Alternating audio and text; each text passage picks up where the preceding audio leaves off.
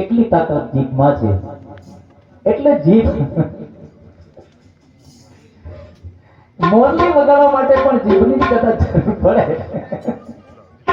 એટલે જીભનો ઉપયોગ ખૂબ કાળજીપૂર્વક કરવો પડે, બાકી ભૂલે ચૂકે. અહીંયા હું રહું છું એક ગામમાં બાપુ, તો એમાં જીભનો ઉપયોગ એના માતા પિતાએ થોડોક ખોટો કર્યો, અને પેલા દીકરાએ યાર બાપના હાડકા ખોખરા કરી નાખ્યા. કેવી ગજબની ઘટનાઓ છે. અરે આવ્યો જમાનો કળિયુગનો, વારા ફરતી વારો છે.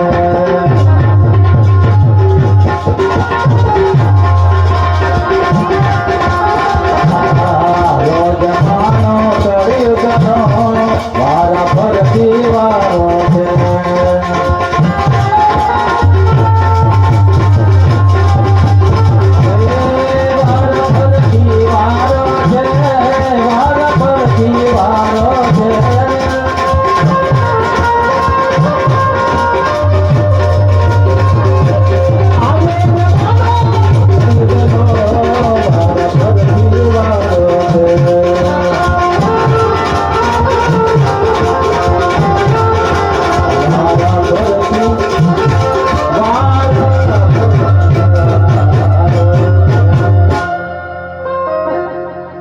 ખાઈએ તો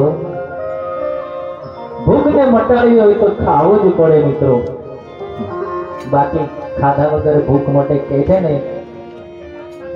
જયરામ બાપુ તો કહે છે, જયરામદાસ બાપુ, ભોજન પીરસ્યા થાળમાં આવ્યો વાસણ મુખ.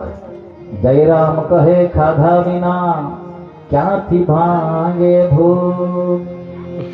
ભૂખ મટાડી હોય તો પણ ખાવું પડે. તમે ને હું જગતમાં જેવું કરીશું તેવું પામીશું.